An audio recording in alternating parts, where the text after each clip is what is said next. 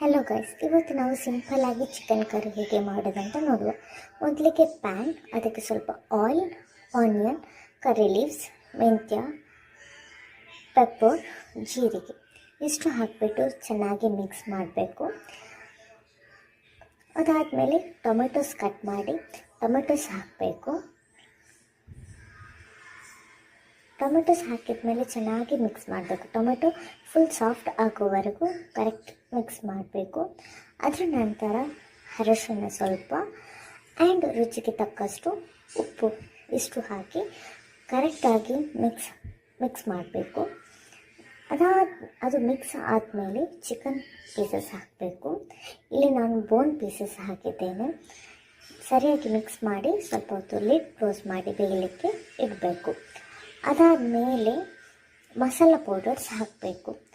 Like chilli powders ಮತ್ತು spices ಎಲ್ಲ powder ಹಾಕಿಬಿಟ್ಟು ಮಿಕ್ಸ್ ಮಾಡಿ, ಅದಾದಮೇಲೆ ಗ್ರೀನ್ ಚಿಲ್ಲೀಸ್ ಹಾಕಿಬಿಟ್ಟು ಕರೆಕ್ಟಾಗಿ ಮಿಕ್ಸ್ ಮಾಡಬೇಕು. ನಂತರ ನಿಮಗೆ ಬೇಕಾದರೆ ಮಾತ್ರ ನೀರು ಸೇರಿಸ್ಬೋದು, ಸೊ ದಟ್ ಗ್ರೇವಿ ಸಿಗುತ್ತೆ ಅಂತ. ಅದಾದಮೇಲೆ ಲಾಸ್ಟಿಗೆ ನಾನು ಸ್ವಲ್ಪ ಕ್ಯಾಶ್ಯೂಸ್ ಮೇಲೆ ಹಾಕಿದ್ದೇನೆ. ಇಷ್ಟೇ, simple and tasty chicken curry ready to heat.